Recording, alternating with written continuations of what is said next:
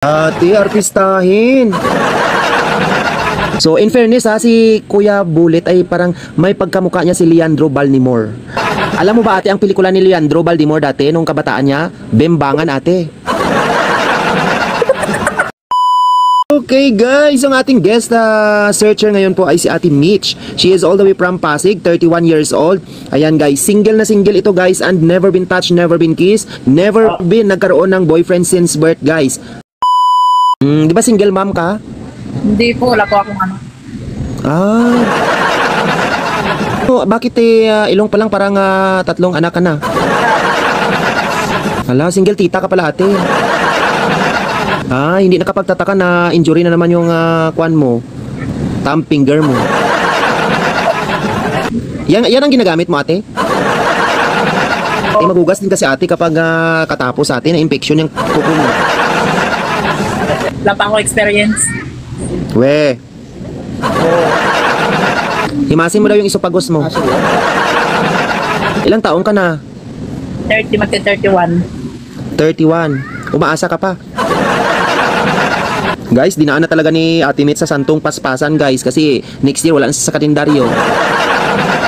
Kapag meron kang kaharap na lalaki at gustong gusto mo, naku ate, sunggaban mo na talaga.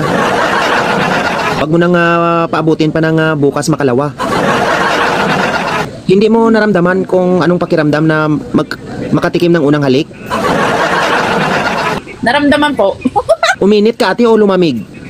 Uminit po, siyempre. Uminit. So ibig sabihin, sa unang pagkakataon, naglaway ate. Hindi ko po alam. Ay, hindi mo kinapa? Hindi ka nagtaka bakit bumasa? Naku ate, 31 ka na ba ya? 31 years old pa nga lang, nagkaroon na dito ng mga sis yung cheekbone mo. Maga yung face mo. Ilang taon ang hinahanap mo ate? 25 pataas. Naku, ihi lang pahinga mo dyan. Naku ate, walang araw na hindi ka mag-aerobics ate. Kahit 50 pataas na lang. Naku ate, wala nang 50 pataas na normal ate. Hindi na tumatayo ang kanilang flag ceremony niyan.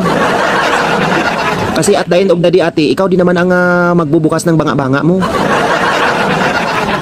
At the end of the day, ikaw ang magsasabi kung gaano kalaking bakunawa ang papasok sa banga-banga mo. 25 years old pataas, open na open po yung mga 50 years old dyan. Siguraduhin nyo lamang po na makapag-plug ceremony at may tamang supply po kayo ng Planax, ha? Naku ate, mukhang di ka patutulogin ito. Ate, artistahin. Naku, si ate hindi makatingin si ate ng diretso.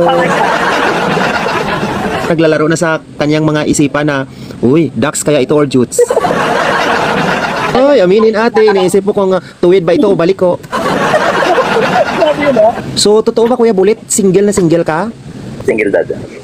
Naku, ikaw pa yata ang unang makapagpalaway kay Ate Mitch. Ma, taga saan po kayo? Taga Quezon Province, kuya. Naku, paano ba yan kuya? Hindi mo kaagad-agad mabibiak ang dambana. Wala mga 3 hours. Nandun ako. Naku. So, ibig sabihin ate, kung lagi kang umuwi ng Bicol, gusto mo namang maki-sideline muna. Anong gusto mong ipabatid ate na umuwi ka lagi sa Bicol? So, ibig sabihin ate, nagpapahapyaw ka na walang problema yan. Kasi lagi naman akong nagbebiyahe papuntang Bicol, so madadaanan lang kita. So, yun ang gusto mo ate. Nako, si ate talaga, parang ayaw niya talaga sayangin. Ako kuya, kailangan mo mag-ipon ng sago-sago. Kasi mukhang kulang pa yung isang baso nito kaya Ate Mitch. Mga 2 pitse lang ipunin mo kuya ha. Kasi never been kissed, never been touched si Ate Mitch. So certified V na V talaga siya. Masyado niyang iningatan ang kanyang dambana ng kagitingan para isang araw kapag na-meet ka niya, nako, open arms kanyang tatanggapin Kuya Bullet. So ilang taong ka na Kuya Bullet? 35, kuya Mato. Kayo ang magkakatuluyan na Kuya Bullet? Nako, alam ko na yung magiging negosyo nyo. Ano? Vulcanizing shop. Vulcanize sa umaga, vulcanize sa gabi. So in fairness si Kuya Bullet ay parang may pagkamukha niya si Leandro Baltimore at saka si Romnick Sarmienta. No? At alam mo ba ate ang pelikula ni Leandro Baltimore dati nung kabataan niya? Bembangan ate. Anong bimbangan? Anong bimbangan? Basta, bimbangan ng kagitingan. So, sa 35 years old of existence, kuya, nakailang jowa ka rin? Mga 57. 57. Hindi na pagod ang bakunawa mo kakakudkod niyan. Nako, Ate Mitch, kung totoo mang 57 ang kanyang nabimbang ate, nako, siguro pudpod na ito ate, wala ka nang mamanahin kaya Kuya Bulit. Kasi nga, 57 ang nabimbang niya. So, ang tanong kuya, sa 57 na naging jowa mo, ilan doon ang napasukan mo? Mga 40 plus. 40 plus. Pero ang pinaka-importanting tanong dyan na Ate Mitch, sa dinami-dami ng kanyang naging jowa, 57, bakit single na single pa rin siya hanggang ngayon? Ilan anak mo? 4. Yung pangalan niya ay talagang naglalarawan sa kanya. Bullet, ibig sabihin, kapag tinamaan ka, nako, putok ang butsi mo.